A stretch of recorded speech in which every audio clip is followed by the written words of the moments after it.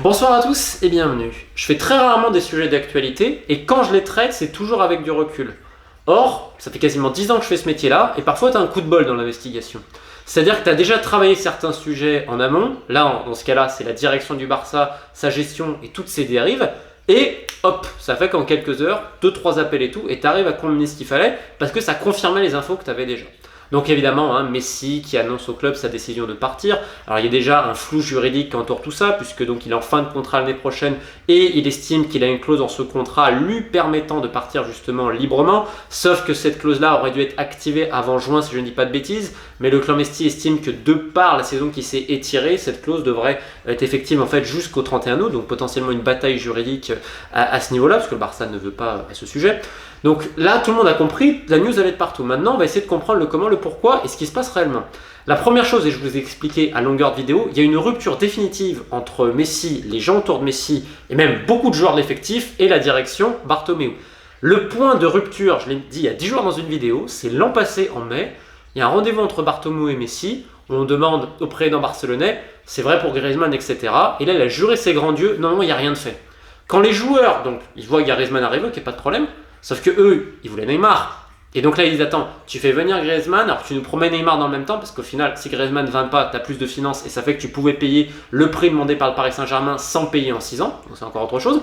Donc paye ton accueil pour Griezmann, parce que bon, ils attendaient leur pote Neymar. Et deuxième chose, c'est surtout qu'après, ils se sont rendus compte que le deal avait été fait des mois en avant. Donc pourquoi mentir comme ça à Messi? Ça a été vraiment un point de rupture totale.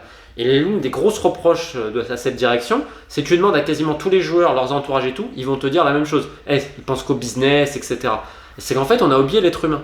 Oui, là, je porte un maillot du National, le club formateur de Luis Suarez et le Pistolero. Je pense que c'est un joueur qui n'est d'ailleurs pas reconnu à... Parce que, ok, il est peut-être plus au niveau d'avant, mais quand même, quel joueur ça a été, Luis Suarez? Et donc là, que Koeman, etc. ne veut plus lui, il n'y a pas de problème. Mais il y a une manière d'annoncer ça. C'est pas la faute de Koeman et ça, mais c'est en fait le club manque clairement d'humanité. Et en fait, c'est paradoxal parce que d'un côté, il laisse tout faire aux joueurs. C'est-à-dire que vous avez des divas, des mecs qui n'en pètent pas une, qui ont un train de vie absolument délirant parce qu'ils ont des conditions justement salariales où ils veulent à tout prix rester, où la soupe, en effet, est très très bonne en Catalogne. Et d'ailleurs, Messi compris, c'est-à-dire que certains joueurs ont un pouvoir absolument délirant, des gens autour de lui et tout.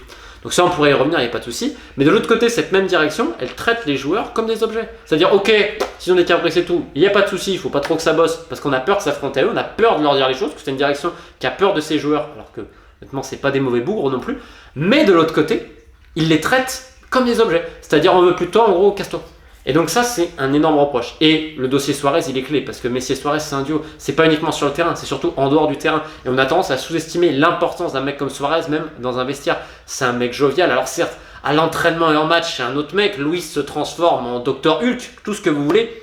Mais c'est un super bon gars dans un vestiaire à avoir. C'est un homme authentique qui essaye de faire le lien sur plein de choses, qui est toujours là pour parler franchement aux autres. Et la manière dont il est traité, là, ça a été en gros... Et depuis un moment, en fait... tous les gens un peu autour de Messi te disent non mais en gros Bartomeu on va lui faire payer, un jour on va lui faire payer. Et forcément l'idée c'est qu'il y a les élections en mars et vous vous doutez bien que tous les candidats essayent d'avoir Messi avec eux, Messi en soutien parce que c'est là pour le coup c'est Messi qui est un joueur, c'est plus qu'un joueur. Et donc aujourd'hui on assiste à un énorme coup de pression. Et en fait c'est très simple, c'est soit la direction elle reste, il va tout faire pour se barrer parce qu'il estime que c'est fini, etc. Et depuis un moment, c'est vrai que son entourage, je vous donne un exemple très clair, depuis que la news elle est sortie, ils n'arrêtent pas d'appeler. Et quand tu connais 2-3 personnes qui ont bossé un peu avec eux, ils décrochent juste le téléphone, ils disent ouais on confirme, etc. Donc il y a une volonté que la pression soit maximale parce que là, il y va en frontal. Je veux dire, t'imagines, Messi, je veux dire, c'est moche ce qui est en train de se passer. C'est-à-dire que c'est tellement pété la relation, le club est tellement en lambeaux que ça arrive que ta star, elle te fasse un scandale sur la place publique en disant « mais je veux me barrer libre ». Ça montre à quel point il y avait l'incendie depuis très longtemps. Et c'est là où il faut voir que les coupables, c'est tous les gens qui ont soutenu et protégé la direction Bartomeu en disant « non, ça va, etc. » Parce que là, maintenant, c'est facile. Le vent a changé d'orientation, et bah pareil, les girouettes aussi. Tous ces opportunistes-là. Non, c'est pas quand il y a l'incendie qu'il faut crier au feu, c'est quand il y a les premières braises.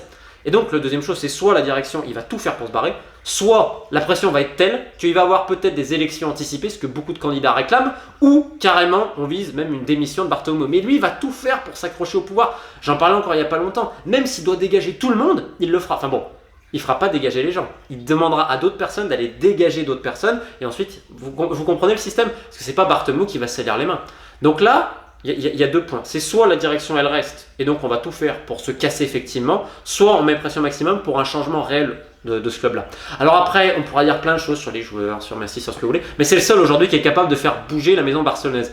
Certains vont lui reprocher qu'il s'est peut-être réveillé un peu tard parce que l'incendie était là depuis un moment. Moi je dirais juste une chose, c'est quand même très triste de voir un club, mais ce qui est un club quand même, et quand tu sais toute l'histoire du Barça et toutes les bonnes choses qu'il y a eu dans ce club, dire ça a été un rêve et ça a été aussi une utopie à un moment donné de beau football, de plein de choses, de voir à quel point ils ont réussi à détruire le club, ça fait flipper quand même. Et ça fait réfléchir aussi sur beaucoup d'autres sujets.